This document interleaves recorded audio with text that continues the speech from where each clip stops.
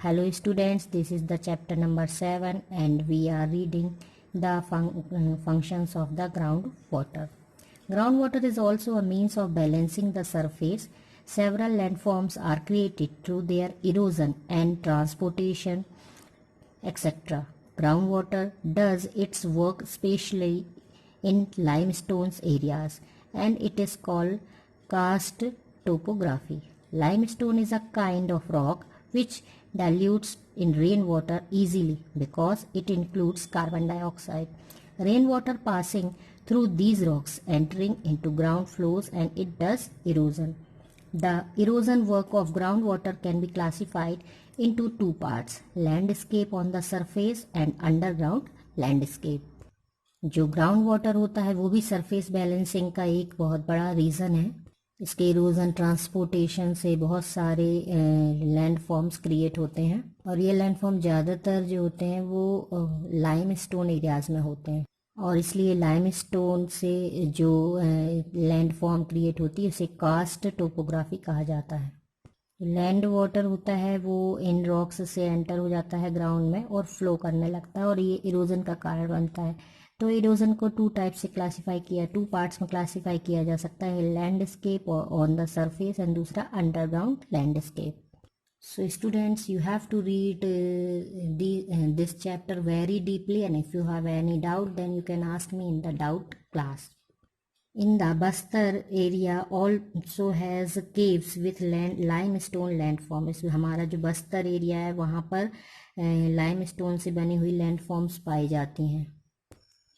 Sinkholes. At places the solution effect the rains water causes certain joints to be enlarged producing deep holes in the limestone surfaces. तो जल में घुल जाने के कारण चूने की जो लाइम की जो चट्टानें होती हैं, रॉक्स होती हैं, वो बड़ी बड़ी दरारें होने से मिक्स हो जाती हैं और एक लिक्विड घोल का रूप धारण कर लेती हैं और वो घोल जो है उन दरारों में से जाकर बहुत कठोर हो जाता है जिससे रेलवे लाइंस वगैरह रोड्स वगैरह बनाने में बहुत प्रॉब्लम होती है. इसी तरह से कावर्स हैं और डिपोजिशन है.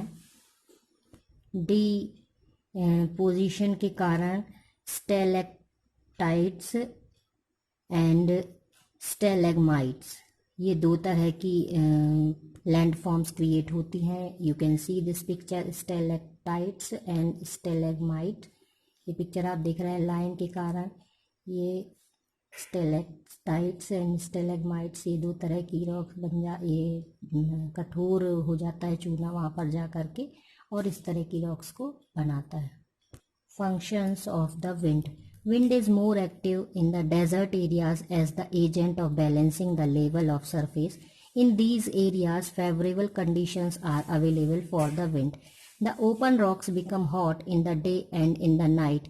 Temperature falls drastically and as a result the rocks break to pieces. Finally, they break into small particles. This process is completed by weathering.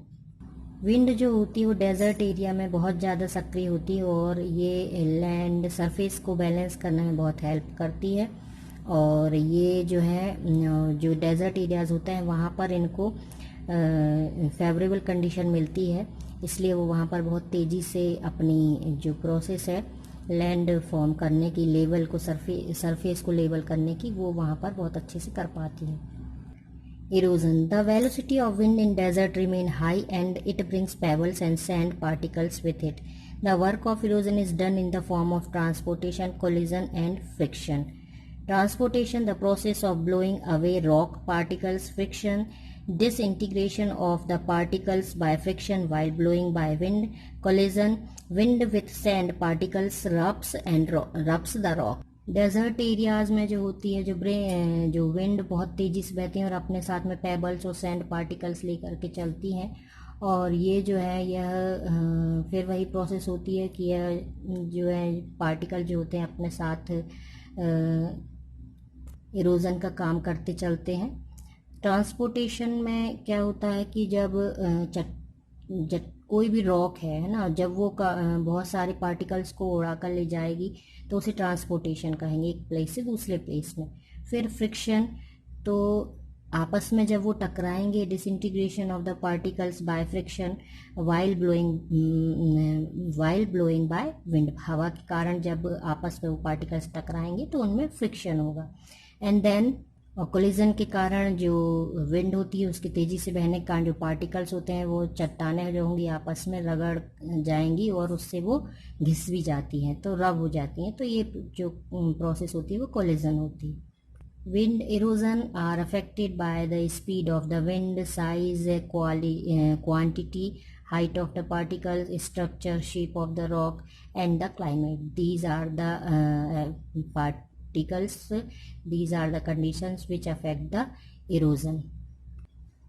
Now deposition. Wind carries away the particles, but when the velocity of the wind decreases, it starts dropping its load.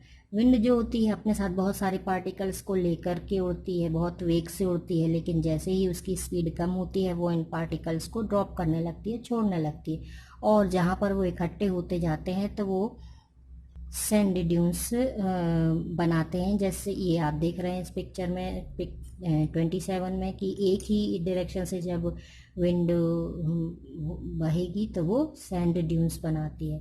Sand dunes those are formed at a place where the wind always blow from a particular direction, एक particular direction से जो है wind बहेगी और इस तरह के particles छोड़ते हुए आगे बढ़ जाती है। Now loss. Loess, fine particles of sand and soil are carried over long distance and deposits their loess. The plains formed in this way are called loess. और जो फाइन पार्टिकल्स होते हैं, छोटे छोटे से पार्टिकल्स होते हैं सैंड और सॉइल में, हवा के साथ वो उड़ करके बहुत दूरी तक चले जाते हैं और एक मैदान बना लेते हैं। प्लेन मैदान जो बनता है उसे लॉयस कहते हैं। We will read about the functions of the sea waves in the next video.